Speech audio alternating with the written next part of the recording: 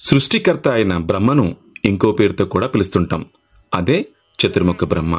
అయితే అలా పిలవటానికి గల కారణం బ్రహ్మదేవునికి 4 తలలుండటం. ఆ 4 తలలు 4 దిక్కులను 4 వేదాలను సూచిస్తాయి. కానీ బ్రహ్మదేవునికి ఒకప్పుడు 5 తలలుండేవి. ఆ 5వ తలను సాక్షాత్తు పరమేశ్వరుడే ఖండించారు. ఆ పరమేశ్వరుడే బ్రహ్మతలను ఖండించాల్సిన పరిస్థితి ఎందుకు వచ్చింది? ఆ తెగిపడ్డ 5వ తలకు కాశీనగరానికి ఉన్న సంబంధం ఏంటి? మెడలో కపాలాలతో శివుడి అతి భయంకరమైన రూపంగా పిలువబడే కాలభైరవుడు కాశీక్షేత్ర పాలకుడిగా ఎలా మారారు? ఇలాంటి విషయాలను మనం తెలుసుకుందాం. బ్రహ్మ పుట్టకముందే పరమేశ్వరుడు కాశీనగరాన్ని నిర్మించారు. అయితే కాశీనగరం నిర్మించబడ్డ కొంతకాలానికి బ్రహ్మదేవుడు జన్మించారు. తరువాత బ్రహ్మదేవుడు సృష్టించడం కూడా మొదలుపెట్టారు.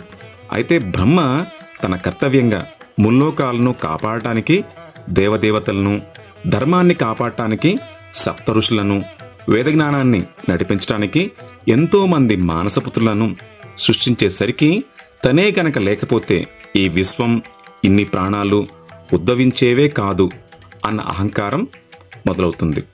ఆ అహంకారంతోనే ఒకరోజు శ్రీ మహావిష్ణువుకి బ్రహ్మదేవునికి మధ్య జరుగుతున్న వాదనలో ఈ విశ్వం మొత్తానికి సర్వోన్నత సృష్టికర్త అని గర్వంగా చెప్పుకున్నారు బ్రహ్మదేవుడు. అది విన్న విష్ణువు ఈ సృష్టి నీ మూలానే పుట్టింది అన్న విషయం వాస్తవమే. కానీ ఈ సృష్టిని సైతం నాశనం చేసేంత శక్తి ఉన్న పరమేశ్వరుడు నీకంటే గొప్పవాడే కదా అని అంటారు.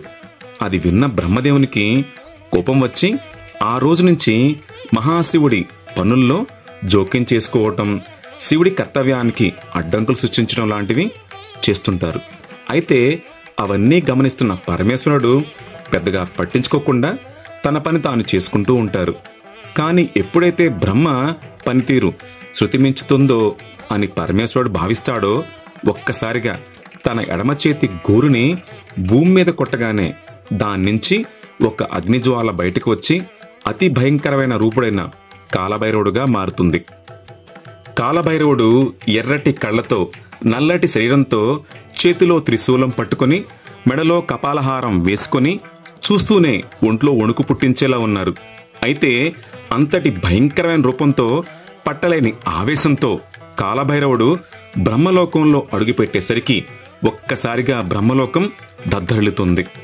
అప్పుడే బ్రహ్మ తన ఎదురుగా నుంచున్న కాలభైరవుడిని చూసి, నేను సృష్టించకుండా ఒక జీవి పుట్టడం, ఆ జీవి నా లోకంలో నా అనుమతి లేకుండా అడుగుపెట్టడమా?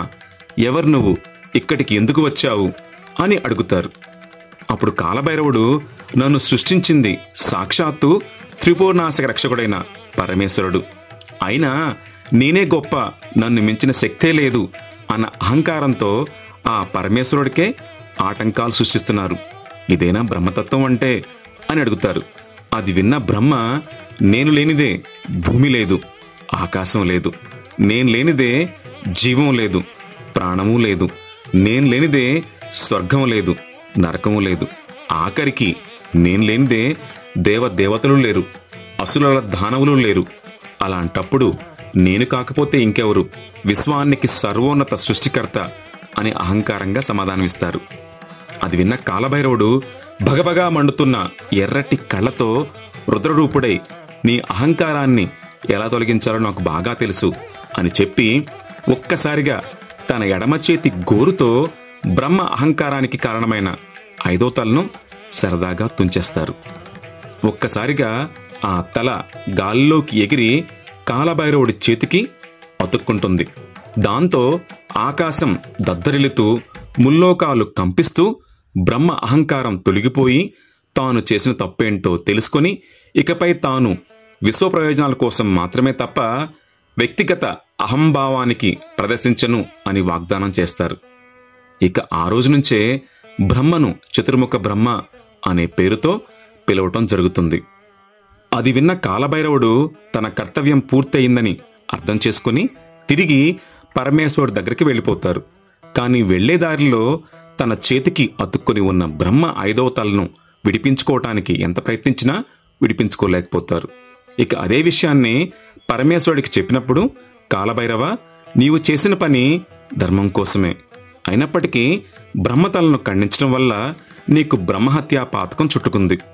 అందుకే బ్రహ్మకపాలం నీ చేతికే అతుక్కుపోయింది. అయితే ఈ పాతకం తొలగిపోవాలి అంటే నీవు 14 లోకాలను సంచరించాల్సి ఉంటుంది అని చెప్తారు. అది విన్న కాలభైరవుడు శివుడికి నమస్కరించి ఇక ఆ రోజు నుంచి 12 సంవత్సరాల పాటు ఆ 14 లోకాలను సంచరిస్తూ ఎంతో మంది దేవదేవతలను, గంధర్వులను, ఋషులను కలుస్తూ అతి పవిత్రమైన పుణ్యక్షేత్రాలను సందర్శిస్తూ చిట్ట చివరిగా ఆ పరమేశ్వరుడే భూమి మీద తన స్వహస్తాలతో నిర్మించిన కాశీ నగరంలో అడుగు పెడతారు. అంతే, ఒక్కసారిగా ఆకాశంలో ఉరుములు మెరుపులతో వర్షం మొదలై తన చేతికున్న బ్రహ్మకపాలం నేలపై పడి బూడిదలా మారిపోతుంది. కాలభైరవుడు అసలేం జరిగిందా అని ఆశ్చర్యపోతున్నప్పుడే తన ఎదురుగా పరమేశ్వరుడు ప్రత్యక్షమై, కాలభైరవ, ధర్మాన్ని నిలబెట్టడానికి నీవు జన్మించావు. బ్రహ్మహత్యా పాతకాన్ని తొలగించుకోవటానికి ఇన్ని సంవత్సరాల పాటు 14 లోకాలు సంచరించావు. అందుకే ఈ క్షణం నుంచి అవిముక్త క్షేత్రంగా పిలువబడే ఈ కాశీ నగరానికి నిన్ను క్షేత్రపాలకుడిగా నియమిస్తున్నాను. నీ అనుమతి లేనిదే ఆ యమధర్మరాజు కూడా ఈ కాశీలో ప్రవేశించలేడు. తరాలు మారినా, యుగాలు మారినా ఈ క్షేత్రంలో జరిగే మొదటి పూజ నీకు, తర్వాతే నా వరకు చేరుతుంది అని చెప్పి క్షేత్రపాలకుడి బాధ్యతను అప్పగించి వెళ్ళిపోతారు. అయితే ఆ రోజు బ్రహ్మ 5వ తల పడి బూడిదిగా మారిన ఆ ప్రదేశాన్ని కపాల మోక్ష తీర్థంగా పిలుస్తారు. అక్కడే ఇప్పుడు మనం కాశీలో చూసే కాలభైరవుడి ఆలయం నిర్మించారు. ఇది కాశీక్షేత్ర పాలకుడైన కాలభైరవుడి కథ. అయితే కాలభైరవుడు అనగానే మనలో ప్రతి ఒక్కరికి మొట్టమొదటిగా గుర్తొచ్చే విషయం అతి శక్తివంతమైన స్తోత్రంగా పిలువబడే కాలభైరవాష్టకం. ఈ కాలభైరవాష్టకం ఎంత గొప్పది అంటే రోజుకి కేవలం ఒకే ఒక్కసారి మీరు కాలభైరవాష్టకాన్ని స్మరిస్తున్నారా, జీవితంలో మీరు ఏ పనైనా ధైర్యంగా, ఎటువంటి భయం లేకుండా చేయగలుగుతారు. అన్నిటికంటే ముఖ్యంగా ఎలాంటి నెగిటివ్ ఎనర్జీ కూడా మీ దరిదాపుల్లో కూడా రానివ్వదు. అంతటి శక్తివంతమైన స్తోత్రాన్ని రాసింది ఇంకెవరో కాదు, అద్వైత ఆచార్య జగద్గురువైన ఆది శంకరాచార్యులు గారు. అయితే శంకరాచార్యుల గారికి కాశీకి, కాలభైరవుడికి ఉన్న సంబంధం ఏంటో చూద్దాం. ఇది 2025 సంవత్సరం. అయితే ఈ రోజు నుంచి దాదాపు 12 శతాబ్దాల వెనక, అంటే 8వ శతాబ్దంలో మనకు దశావతారం సినిమాలో చూపించినట్లుగా పరమేశ్వరుడు గొప్ప అంటే కాదు శ్రీ మహావిష్ణువే గొప్ప అంటూ ఒకరినొకరు చంపుకునే పరిస్థితి ఉండేది. అలా హిందువుల్లో ఐకమత్యం లేకపోవటం, అదే సమయంలో బుద్ధిజం, జైనిజం నమ్మే సంఖ్య అమాంతం పెరిగిపోతున్న ఆ సమయంలోనే కేరళలోని కాలడి అనే ఒక ప్రాంతంలో ఒక పేద బ్రాహ్మణ కుటుంబంలో ఒక పిల్లాడు జన్మించాడు. అయితే ఆ పిల్లాడు జన్మించింది కూడా సాక్షాత్తు ఆ శివుడి జన్మ నక్షత్రమైన అదే ఆరుద్ర నక్షత్రంలో అని తెలుసుకున్న తల్లిదండ్రులు అతనికి శంకర అనే పేరు పెట్టారు. పేరుకు తగ్గట్టే శంకరుడు చిన్నప్పటి నుంచి పరమేశ్వరుడి మీద అపారమైన భక్తితో, అచంచలమైన జ్ఞానంతో ఉండేవారు. కానీ తనకు 3 సంవత్సరాల వయసున్నప్పుడే తండ్రి చనిపోవటంతో చిన్నప్పటి నుంచి తల్లి ఆర్యాంబ దగ్గరే పెరుగుతారు. అయితే శంకరుడి అసమాన జ్ఞానాన్ని, భగవంతుడి మీద తనకున్న విశ్వాసాన్ని చూసి ఆ ఊర్లోని వేద పండితులు, గురువులతో పాటు ఆయన తల్లి కూడా ఆశ్చర్యపోతుండేది. కానీ ఎప్పుడైతే కేవలం 5 సంవత్సరాల వయసున్న శంకరుడు గోకర్ణలో తన వేద పాఠాలను పూర్తి చేసుకుని తన తల్లి దగ్గర కూర్చుని తనకు తన జన్మరహస్యం అర్థమైందని, సనాతన ధర్మాన్ని రక్షించడానికే తాను పుట్టానని, దానికోసం సన్యాస దీక్ష తీసుకోక తప్పదని చెప్పడంతో ఒక్కసారిగా తల్లి అయోమయ స్థితిలో పడుతుంది. కొడుకు మీద ఉన్న ప్రేమతో సన్యాస జీవితాన్ని తిరస్కరిస్తుంది. అది విన్న శంకరుడు మొదట్లో నచ్చచెప్పడానికి ప్రయత్నించినా తరువాత తల్లి కోరిక మేరకు సాధారణ జీవితాన్ని గడుపుతుంటారు. అలా 3 సంవత్సరాలు గడిచిన తరువాత ఒకరోజు శంకరుడు పూర్ణానదిలో స్నానం చేస్తుండగా తన కాళ్లను ఒక ముసలి నోటితో పట్టుకొని నీటిలోకి లాగేయబోతుంది. అయితే శంకరుడు మాత్రం అదొక మామూలు ముసలి కాదని, ఏదో సంకల్పంతో అలా తన్ను లాగేస్తుందని అర్థం చేసుకొని వెంటనే దూరంగా ఉన్న తన తల్లితో, అమ్మా, ఈ ముసలి నా ప్రాణాల కోసం రాలేదు, నన్ను ఆధ్యాత్మికత వైపు నడిపించడానికి వచ్చింది. ఆలస్యం చేయకుండా ఇప్పుడైనా నేను సన్యాసం తీసుకోవటానికి అనుమతించండి అని అడుగుతారు. అది విన్న ఆర్యాంబ ఎక్కడ ముసలి శంకరుడి ప్రాణాలను తీసేస్తుందన్న భయంతో, సరేనాయనా, నీ సన్యాసి జీవితానికి నాకు ఎలాంటి ఇబ్బంది లేదు అని అంగీకరిస్తారు. అలా ఆ రోజు సన్యాసం తీసుకున్న శంకరుడు కేవలం తన 32 ఏళ్ల జీవితకాలంలోనే భారతదేశాన్ని కేవలం కాలినడకతో 3 సార్లు చుట్టేసి పూరి, బద్రీనాథ్, శృంగేరి, ద్వారకా లాంటి ప్రదేశాలలో 4 పీఠాలను స్థాపించి దేవుడు మనలోనే ఉన్నాడు అనేలా అహం బ్రహ్మస్మి అనే సిద్ధాంతాన్ని బోధించి, ఒక్క ఆత్మ తప్ప ఈ శరీరం, ఈ ప్రపంచం మొత్తం మాయే అని నమ్మి తన 32 ఏళ్ల వయసులోనే కేదార్నాథ్ ప్రాంతంలో తనను తానే శరీరాన్ని వదిలేసి మహాసమాధి అయిపోయారు. అయితే అలాంటి కారణజన్ముడే ఆది శంకరాచార్యులు. అయితే అలాంటి కారణజన్ముడైన శంకరాచార్యులు గారు తన దిగ్విజయ యాత్రలో భాగంగా 12 ఏళ్ల వయసులో మొట్టమొదటిసారిగా వారణాసి పుణ్యక్షేత్రాన్ని చేరుకుంటారు.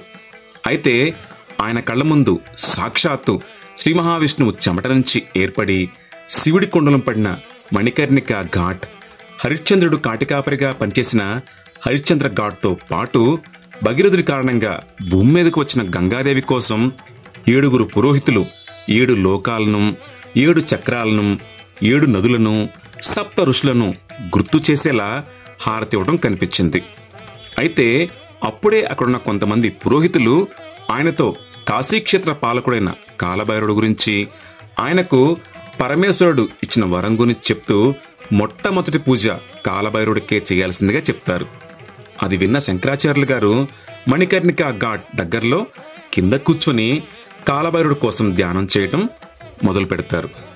అయితే సమయం పెరిగే కొద్దీ చుట్టూ ఉన్న జనాలు కనుమరుగైపోతూ ఆ ప్రదేశంలో కేవలం గంగానది ప్రవాహం, చితిమంటలు రగులుతున్న శబ్దం తప్ప ఇంకేమీ వినిపించినంత నిశ్శబ్దంగా మారిపోతుంది. అప్పుడే ధ్యానంలో ఉన్న శంకరాచార్యులు గారికి తన ఎదురుగా ఎవరో ఒకరు మెల్లగా నడుచుకుంటూ వస్తున్న అడుగుల శబ్దం వినిపించింది. ఎవరా అని మెల్లగా కళ్ళు తెరిచి చూస్తే తన ఎదురుగా ఎర్రటి కళ్ళతో, నల్లటి శరీరంతో, చేతిలో త్రిశూలం పట్టుకుని, మెడలో కపాలహారం వేసుకుని అతి భయంకరమైన రూపంలో ఉన్న కాలభైరవ స్వామివారు దర్శనమిస్తారు. అంతే, సాక్షాత్తు ఆ శివుడి స్వరూపమైన కాలభైరవుడే తన ఎదురుగా ప్రత్యక్షమవటంతో అప్పటికప్పుడు ఆయన రూపాన్ని పొగుడుతూ ఆ 12 ఏళ్ల శంకరాచార్యులు గారు పాడిన స్తోత్రమే ఇప్పుడు మనం అతిశక్తివంతమైన స్తోత్రంగా పిలువబడే కాలభైరవ అష్టకం. సాక్షాత్తు ఆ ఆది శంకరాచార్యులు గారే పాడిన అతిశక్తివంతమైన కాలభైరవ అష్టకం. ఈ స్తోత్రాన్ని మీరు రోజు కేవలం ఒక్కసారి స్మరిస్తే చాలు, జీవితంలో మీరు ఏ పనైనా ధైర్యంగా చేయగలుగుతారు. నెగిటివ్ ఎనర్జీ అనేది మీ దరిదాపుల్లో కూడా రాదు. ఓం నమః శివాయ. శంభో శంకర. తప్పకుండా కాశీక్షేత్రాన్ని సందర్శించండి, స్వామివారి ఆశీస్సులు పొందండి. కాశీ గనక వెళ్తే తప్పకుండా మొట్టమొదటిసారిగా కాలభైరవ స్వామివారిని దర్శించుకోండి. శంభో శంకర. హర హర హర హర మహాదేవ.